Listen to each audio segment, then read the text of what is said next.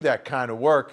Joining us tonight, there he is, Jay Hebert, great criminal defense attorney, Tampa, Florida, with us tonight. Holly Waltman, one of the law ladies, criminal defense attorney, former prosecutor in Atlanta, Georgia, and in East Lansing, Michigan tonight, trial attorney Jamie White.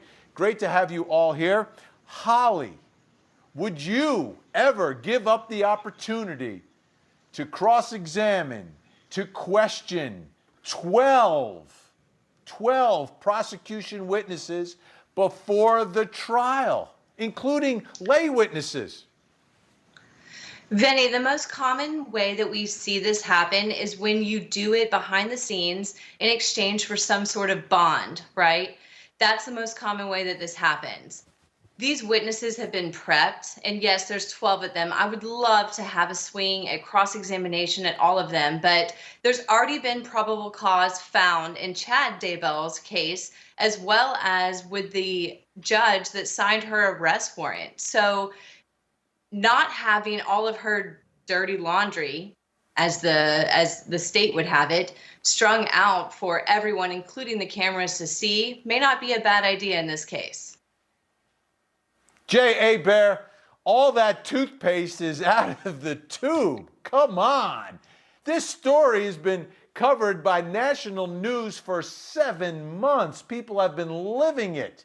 There's another 2 days. I mean, would you give up the opportunity to go after the state's star witness who's going to take the stand again, who's not a professional witness, who's the former best friend of your client? Well, you know, we've been talking about this case, like you said, for 7 months right here on your show. And there's no doubt the toothpaste is out of the tube. But the bottom line is they got a test drive. They got an opportunity to watch Chad go through his preliminary hearing. And keep in mind, the defense attorney's role here right now on this particular case with Lori Daybell is this: keep her out of murder charges. So that's his primary focus. They got a bite at the apple by watching the preliminary hearing earlier this week. They'd kind of anticipate, but I have to agree with you. It would be hard to pass up an opportunity to surgically go after a witness and start laying the groundwork for your defense.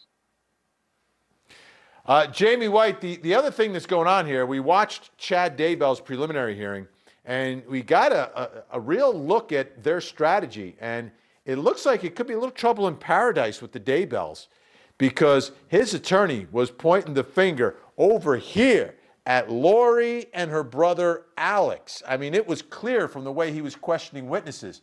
Would that have anything to do with, you know, waiving it because somehow, some way, there's some overall strategy here?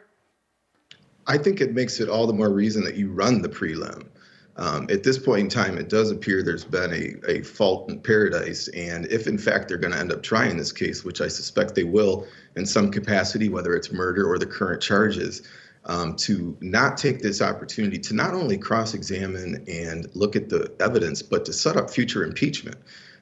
You know, when I used to have people come in my office to want to replace their current attorney, the first question I would ask them is, did you conduct your preliminary examination? And when they said no, you know, my head would drop. Here, with Daybell's hearing and then a hearing on Monday, they would have had arguably 2 different transcripts to go into trial with. And I don't care who you are. Humans are humans. And if you're telling a story 2 and 3 times, it's going to change on the 4th. And to not take that opportunity to lay that foundation, I think was gross negligence. And it's just shocking to me. I don't see any downside to having that hearing. Dirty laundry, you know, eating up a couple days, whatever it is, it certainly doesn't outweigh the potential benefits to something being said that could be used for the defense down the road. Yeah, it makes me really wonder what they've got up their sleeve, and they may have you know, some trick up their sleeve. I'm not sure what it is, but maybe we'll see it at the trial. And to me, the key was, you know, Melanie Gibb. She is the star witness for prosecutors. This is the former friend of Lori Vallow Daybell. And I wonder what that moment in the courtroom would have been like with Melanie Gibb on the stand and Lori Vallow in the courtroom. And maybe they were trying to avoid that. Anyway, she spoke to the East Idaho News after she testified, giving us more insight into the world of Lori and Chad. Let's listen to that. You had told me that Chad and Lori were always saying things that weren't coming to pass. Right, they were thank you for always that. saying Yeah. kind of weird, bizarre Right, things. exactly. So when they started to talk about zombies, you weren't really thinking anything more of it. No, because they never talked about killing anyone. They would always talk about praying and hoping that the spirits would leave the bodies. And so that was all that they did, is always prayed about. But she was also predicting dates, as we have all heard, about things that were going to happen, or somebody was supposed to die on this day. And they just never happened through time. It seemed like there was a prediction about something every month to every week, and they didn't happen. And so I didn't get the sense that any of her things that she said were happen when they were going to happen, or I didn't take a lot of it too seriously. I hope that you can understand a little bit more about how I was interpreting that. Very interesting, Jay. This, because it was 2 weeks ago was Doomsday, July 22nd, didn't happen. But I guess they have a track record of bad predictions. So I'm wondering if they were necessarily surprised that the second coming didn't happen a couple weeks ago. There's nothing that's going to surprise us about this case. It has been a roller coaster from the get-go. She's been married 5 times. These kids went disappeared 7 months ago. As we talked about before, for months, please, if you know where these kids are, reach out. But you don't see a 17-year-old with a cell phone drop off the face of the earth. We all kind of read the tea leaves and knew that this was inevitable. I'm glad that the bodies were found. I'm sorry this family's having to go through it. But I believe today what happened with the withdrawal of the preliminary hearing is all about who's going to make a deal. And we see that happen every day. And it may be one of those things where Lori's lawyers are looking at the bigger picture, which is first-degree murder and those kids being gone, and who's going to go to the courthouse and get there first and flip on the other one. And given the manipulation we've seen from her, nothing would surprise me. Jamie White, could we be seeing perhaps a jailhouse divorce? I suppose we could. That would be interesting. I suppose they could depose each other under those circumstances, arguably. I think we certainly see the parties splitting ways at this point in time. Whether or not Ms. Vallow saw that coming, I think is questionable. But there's no question that yesterday or Tuesday it was, Chad's attorney certainly left the impression that these two would not be mounting a silent so-called defense. So I don't think we'll hear any more calls between them two. If we do, they'll be interesting. Holly Waltman, let me ask you, murder charges, and we've talked about that already here. No one's been charged with murder. They could go to trial on these charges with the murder investigation still perhaps happening. If that's the case, okay, if that's the scenario, do you see any chance that either one of them at their trial would take the stand to testify about and profess their innocence and then throw the blame over there? So twofold, Vinny. If we see someone throwing the blame, I think that person will be pre-trial rather and testifying as a witness for the state against the other, their, at that point, I assume, ex-spouse. Is it beyond Lori to testify? Absolutely not. I mean, expect the unexpected, I think, is the theme for all trials, but especially this one.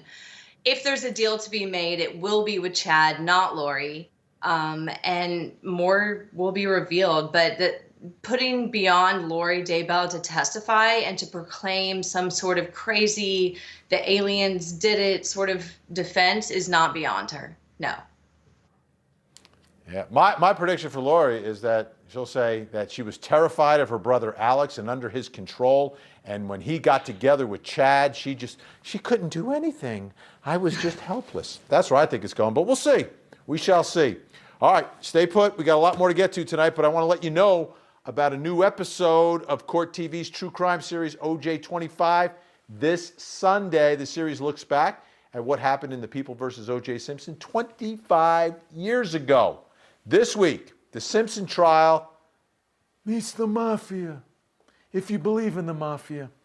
When the defense calls 2 former mafia members turned government informants, they were the Fiato brothers. Yeah? They recount conversations with Detective Van Natter where he says O.J. Simpson was always a suspect. Good morning. Beverly Reed O'Connell, Assistant United States Attorney on behalf of the FBI and the U.S. Attorney's Office. First, the government asked this court to consider turning off the cameras to protect the likenesses of the Fiato brothers who have assisted the federal government in investigations, testified against Italian mafia members. Of the more than 100,000 pages of trial memos written by court TV producers during the Simpson trial, none documented a stranger episode than the untelevised testimony of the Fiato brothers. O.J. Simpson trial meets the mafia. Just when we thought we might be past the twists and turns, government snitches, the type of witness typically detested by the defense bar, testify for the defense. The Fiato brothers. Both witnesses are in the federal government's witness protection program, so we are not allowed to televise their testimony. In the courtroom, Larry was affable, willing to help the parties. Craig, on the other hand, was hostile toward Cochran and argued with him from the witness stand. So the defense is using a couple of snitches to try to chip away even more so at Detective Van Adder's reputation. Now, it's already been hit hard throughout the course of this trial, and now we've got guys who had involvement with the mob, who rolled on them, they're in witness protection, they've got their own criminal history, certainly not the most desirable characters, telling the jury that Van Adder is a liar. The Fiato brothers. I didn't even know about the Fiato brothers. All right, OJ 25, Court TV's original true crime series, is a chance for you to witness the trial like you've never seen it before. Don't miss it. 8 o'clock Sunday night, 8 p.m. Sunday night. You better watch.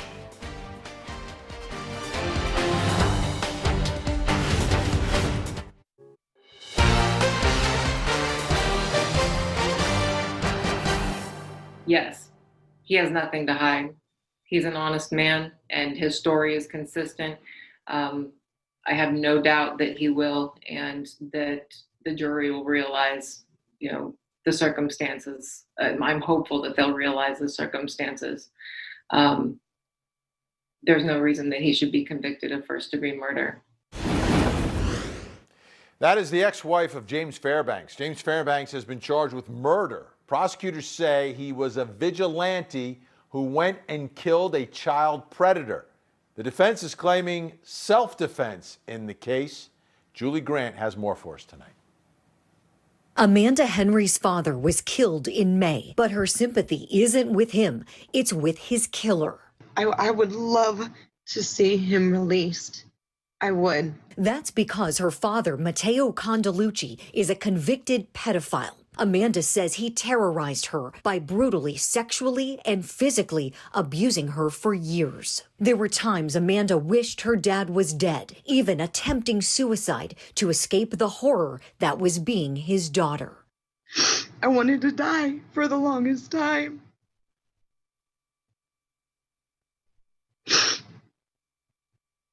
And many times I tried to, and it didn't work. James Fairbanks admits to shooting and killing Condalucci after seeing him watching children playing in their neighborhood.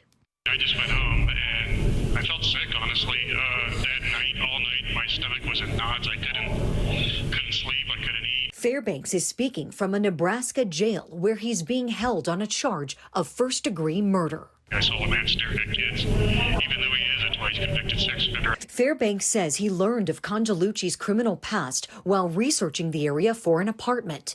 After noticing Condalucci's playset in his yard, a magnet for kids, he decided to confront Condalucci. It was my intention to go over there and let him know, look, I know who you are. I watched you the other day. If you touch any of these kids, you're not going to get another slap on the wrist from the justice system. Fairbanks brought his gun, and the confrontation took a deadly turn. As soon as I started talking, he came forward, and immediately, again, he was a 6 foot, 300+ pound man. I knew I had to shoot. My intention was not to walk over there and just shoot him, period. While his actions have been condemned by law enforcement, community support for him is growing, and a Facebook group campaigning to free him has more than 2,000 followers. Laura Smith heads the group.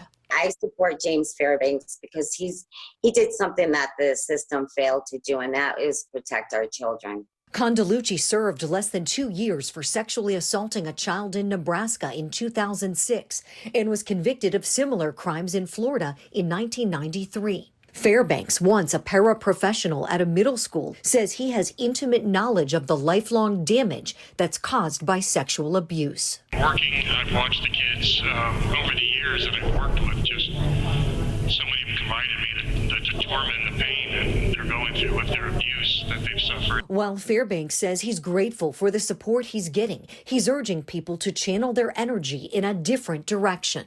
We need tougher penalties. We need to stop cutting these deals that allow men like him to molest children for decades and only serve minimum sentences and be allowed to move right back into our neighborhoods alone and put up playgrounds in their backyards and just look for their next victims. Meanwhile, a group that opposes public sex offender registries denounced Condalucci's death as the latest example of state-sponsored facilitation of vigilante murders.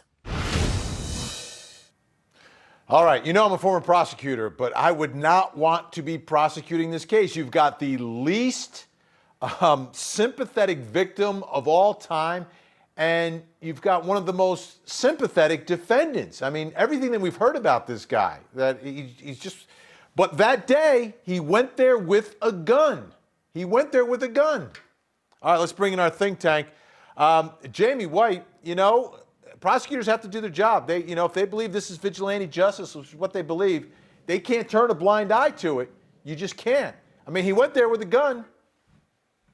They shouldn't turn a blind eye. You know, I'm probably going to get trolled for saying this, but, you know, we're a nation of laws. And, you know, this man was a monster, you know, but he did not know at the time that the young woman had been assaulted over all these years. All he knew was that he was a registered offender in the neighborhood.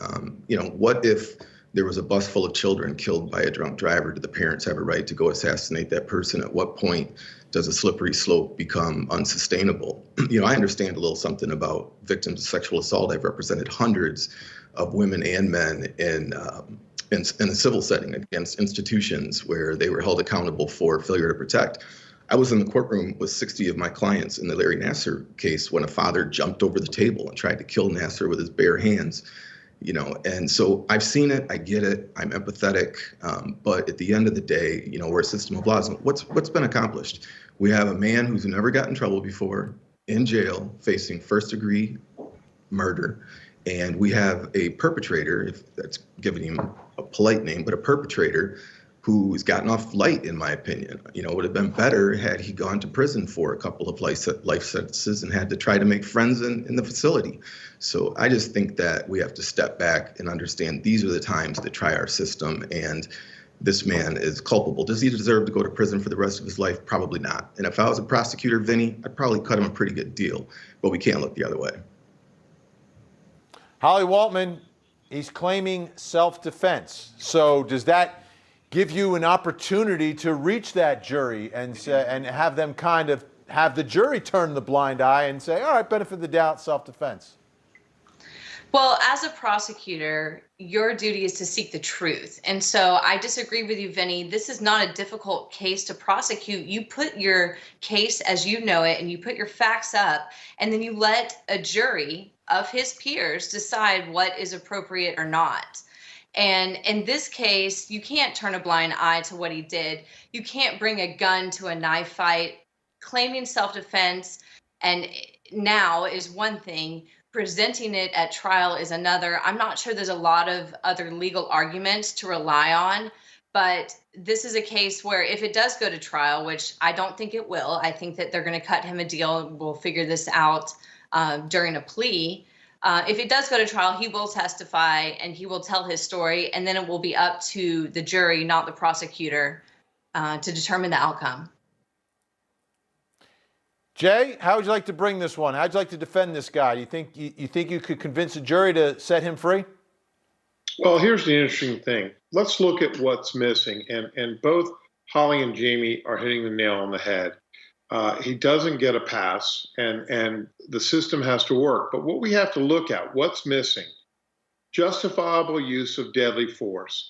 In order to use that as a defense, you have to meet force with force. So you can't walk into a situation and use deadly force because somebody says, I'm going to hurt you.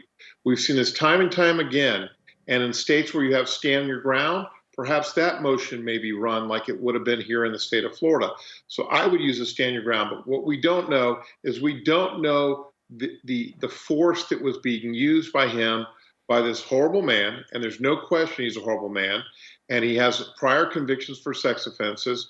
And people understand that. And we're here to protect our children. And as a prosecutor, that should be a top priority. And unfortunately, he got off easy. Now, we don't know the circumstances of those other cases. So to pass judgment on a case-by-case basis, we have to look at it on a case-by-case basis. But the bottom line, we need to know what was the force that was used against him, and was Mr. Fairbanks, under a reasonable man's standard, justified in exercising deadly force to defend himself. All right, and as always, that's another case on the docket here at Court TV. We'll continue to track it. When we come back, we're going to talk about the latest developments in the case from the Wendy's parking lot in Atlanta. Officer Garrett Rolfe is out on bond, but the DA wants to revoke his bond. Meanwhile, Officer Rolfe is suing the mayor of Atlanta to get his job back as a police officer. We'll talk about that when we return.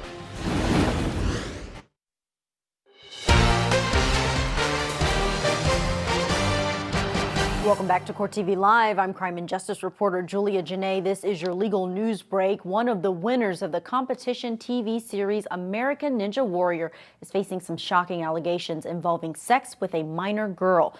31-year-old Drew Dreschel has been arrested on federal charges for enticing a 14-year-old to send sexually explicit photos and to travel to him for sex. The criminal complaint alleges that he began the relationship with the victim when he was 26 and that it continued from 2015 to 2019. He was arrested by officials in St. Cloud, Florida, where he lives. He'll be transferred to New Jersey, where these charges originate. That named victim was 19 years old when she reported the sexual relationship to police last summer. NBC News reports the already taped season of American Ninja Warrior will be edited to eliminate Dreschel from the show. And fraught with fraud and abuse. That's how the top attorney in New York is describing the largest gun rights organization in the country. New today, Attorney General Letitia James filed an unusual and scathing lawsuit against the heads of the National Rifle Association. It accuses them of illegally diverting over $60 million away from the, quote, charitable mission of the NRA. Attorney General James says the state plans to recoup the funds that were mismanaged to support lavish lifestyles of the organization's leaders.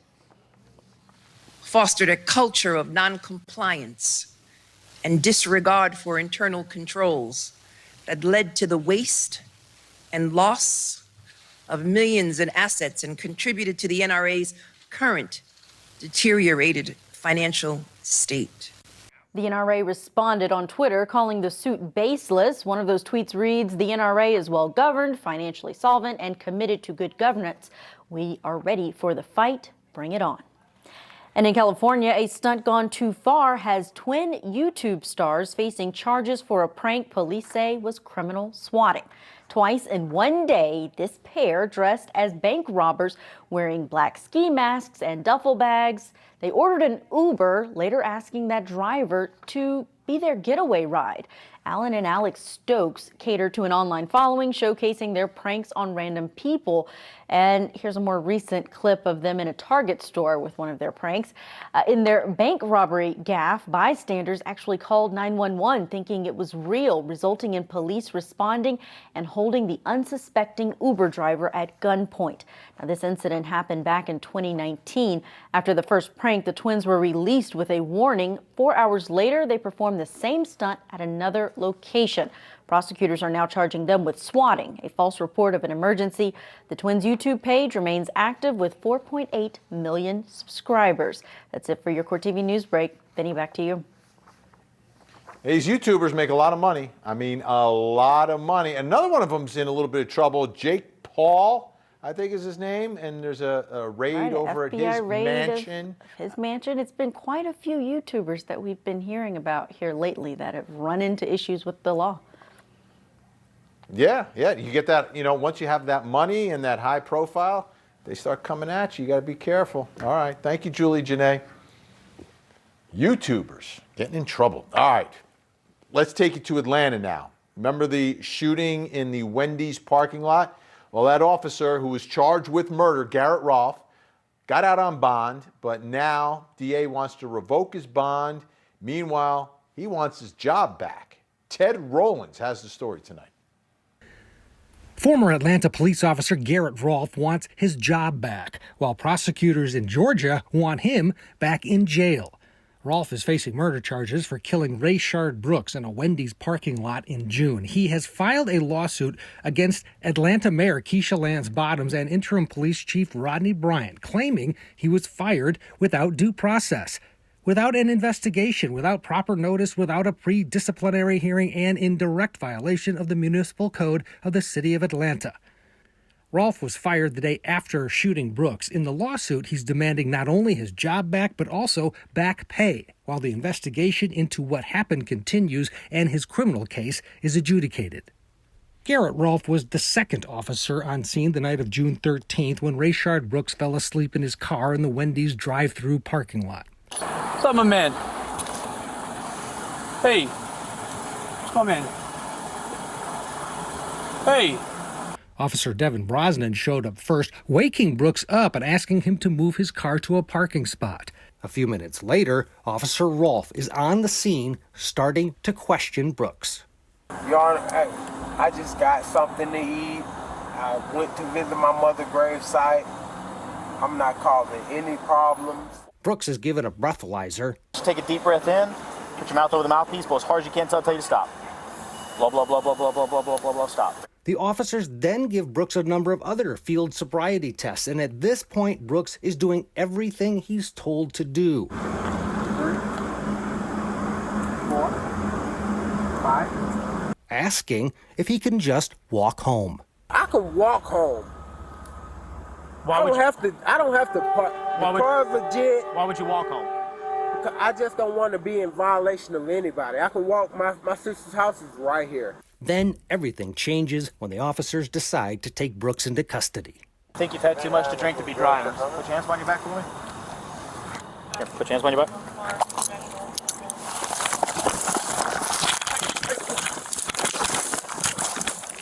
Hey, stop fighting! As Brooks begins to fight, there's a struggle over Officer Brosnan's taser.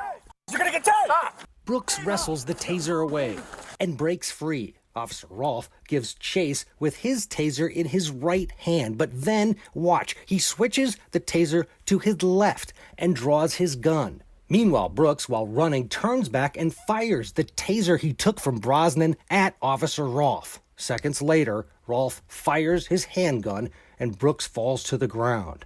Brooks was taken to the hospital but died during surgery. Garrett Rolfe was charged with 11 felonies, including felony murder, which carries a potential life sentence. The critical point of the shooting, what the evidence shows, that he was some 18 feet, 3 inches away. His back was turned, and I believe a reasonable person would conclude that he was not an immediate threat at that time. Last month, Rolfe's attorney, Noah Pines, spoke to Court TV about the charges. You're definitely not allowed to try to inflame the public or, really attack a defendant in the case. What you can say is very, very limited, and he violated that in general, if what he was saying was true. What makes it worse in this case is that Paul Howard did lots of things that aren't true. Meanwhile, while Rolfe wants his job back, the DA wants him back in jail. In a motion filed this week, prosecutors are asking that Rolfe, who's been out on bail since June 29th, be locked up. They're claiming he traveled to Daytona Beach, Florida, without giving notice, therefore violating the conditions of his bail. And Garrett Rolfe's attorneys have responded to that bond revocation motion, saying that he was not on house arrest. He had a curfew, but he was not on house arrest. and his attorneys did notify the DA when he was traveling to Florida to visit his grandparents. So we'll see how all that resolves itself. But let's bring in our think tank. Holly Waltman, I'll go with you. You're in Atlanta, Georgia. Okay, this is an Atlanta, Georgia case. Which is more likely, Officer Rolfe getting his job back or Officer Rolfe having his bond revoked? I don't think that either are very likely, Vinny. I think that this district attorney is fighting for his job that he has held for over 2 decades. There's a runoff election that he is currently trying to make headway in keeping his job. I don't think that they will successfully revoke his bond. I think that at the very best, this might have been a misunderstanding. I don't think that an officer would violate the bond conditions of a murder bond that he was given. I know his counsel personally, and he was very informed about the conditions that he had. So I think that this is a misunderstanding. I also don't think he's going to get his job back, but I do applaud and like the effort to do so. I think that it will be a discovery motion in and of itself to get more evidence that might support his criminal charges that are still pending. Jamie White, how do you see these two issues falling out? You know, you've got, on the one hand, trying to get his job back, saying, listen, you didn't fire me the right way. We got a whole set of rules here on how I have to be fired, and you didn't follow any of them. Meanwhile, they're saying, well, you went down to Florida, and you weren't supposed to. Sure. Well, I do disagree with Holly to some degree. You know, she has a lot of local knowledge, so I should probably be careful in that regard. But, you know, I don't think you're allowed to have misunderstandings while on bond for homicide. You should be living by the letter of the law. You know, curfew means curfew. I think it's extremely pretentious for him to get up and go on vacation without having actual approval from the judge. You know, when we get a bond modification, we send the details where we're going, and until we get approval from the judge, you just don't go. You know, as far as him getting his job back, I suppose if it's a tactic for discovery, it's an inappropriate lawsuit if that's the case. But I don't think it has much merit. It appears to me that the claims, as I read, all seem to be administrative in nature. And, you know, he can claim due process, but it seems to be more of a breach of contract policy argument. And with what the mayor, Lance Bottoms, was dealing with at that point in time, you know, we had national unrest all over the country. You know, Atlanta was close to catching on fire. She certainly was entitled to weigh the best interest of her community and her population against the administrative due process of the officer. All right, Jay Aber, let me ask you a question. How do all these issues impact the murder case, the murder charges, and the murder trial? Well, I think Holly's right. He's not going to get his job back, but I applaud their efforts in trying to exercise a civil action that may have some impact in discovery, favorable discovery impact on the criminal case. But the bottom line is, this case is, again, going to be about the justifiable use of the deadly force by the officer and the threat matrix. They're going to bring in multiple experts that will talk about and break that down. What we have the benefit of when we have videotape, and thank goodness we have videotape from both sides in this tragic situation, is we have the benefit of Monday morning quarterbacking and go back through frame by frame. But keep in mind, this took place in real time. And the question will become whether or not that officer was justified in using the deadly force that he did at that time. And that's ultimately what the jury's going to decide. All right, speaking of juries, when we come back, the 13th juror speaks. Don't go anywhere.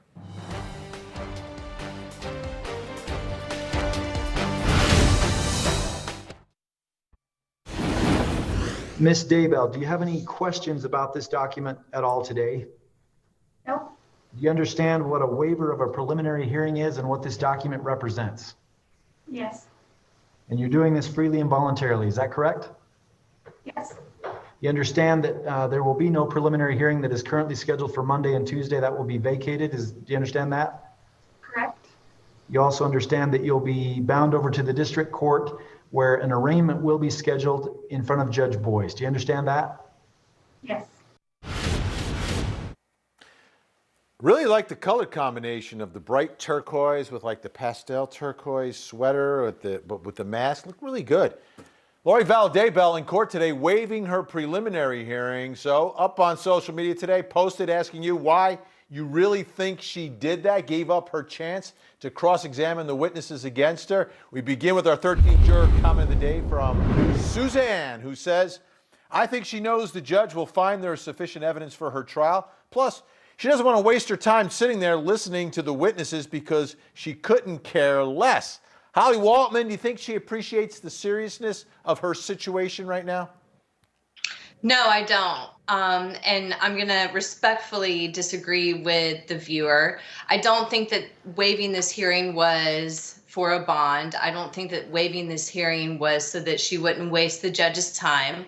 I think that waiving this hearing was a strategic move based on her attorney and her talking about whether or not hearing the evidence again would really be worth the cross-examination. And I think it actually is a worthy move. I don't hate this strategy.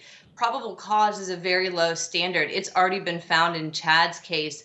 They have way less evidence against him. They have way more against her. She has a lot more on the line. These are her biological children. And I don't think that she took it all into consideration, the seriousness of this. I'm not sure she's with it enough to do that, but I don't hate the strategy move. Kristen writes, all of the above. She's like a rat in a cage, clawing her way out any way she can. Let's hope she and Chad are held accountable to the fullest extent. This one will be interesting to see play out. I'm sure lots of finger pointing will be happening. Jay Hebert, do you think a jury would be satisfied if they just pointed the finger at Alex Cox, the dead brother who's not in court, or are they going to want to hold someone else accountable as well? Oh, they're going to want to know the why. And even though they're back from their honeymoon or trip to Hawaii, dressed in turquoise, she still is guilty as a rat. And the bottom line is these two people are going to point fingers at each other. Holly's absolutely right. Jamie's right. This is going to be a he said, she said, and deals are going to be made, and they're going to want to know the truth. That's what jurors want. Phil tonight writing, she's arrogant and believes none of the charges she faces will stick. She just wants to go ahead with the trial in which she'll deny having any part of her children's deaths, blaming Chad and who knows who else. Jamie, any chance that she testifies? I think that if in fact she cuts a deal with the prosecutor, a part of that deal will be truthful testimony. That's standard in a proffer agreement. So I think under those circumstances, we'll see her testify.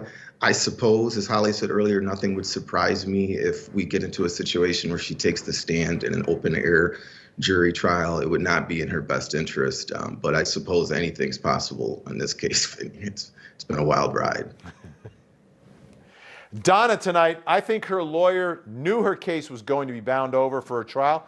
So instead of wasting everyone's time and money, they decided to waive the preliminary hearing. Besides that, her lawyer, along with everyone else, knows she's guilty. There's one other reason. She can't get her hands on hair dye and lipstick to look decent enough in court. Holly, I'm not going to talk about the makeup. I'm going to ask you, though, is it a game changer if the lawyer, the criminal defense lawyer, knows that the client is guilty? It shouldn't be. And I think we're jumping ahead of ourselves if we think that's the case. Everyone in this fine country is entitled to a defense and is entitled to cross-examine and confront the witnesses that have accused them of a crime. So to me and to every great defense attorney and public defender across this nation, it does not matter if someone is in fact guilty. The state has a burden to prove them guilty, and that is quite different than actually believing or caring if someone is guilty or not. That's a different job. Jay Hebert, we only have like 10 seconds here. Can a lawyer bring hair dye into the jail? You know, you and I have done that before, and you've seen that in a case that I handled on Court TV with Rachel Wade. So yes, it did happen, and it can happen by request. There you go. All right, what a job. Jay Hebert, Holly Waltman, Jamie White, fantastic panel tonight. Appreciate your time, your expertise, and insight. Thank you so much. Please come back. Thanks.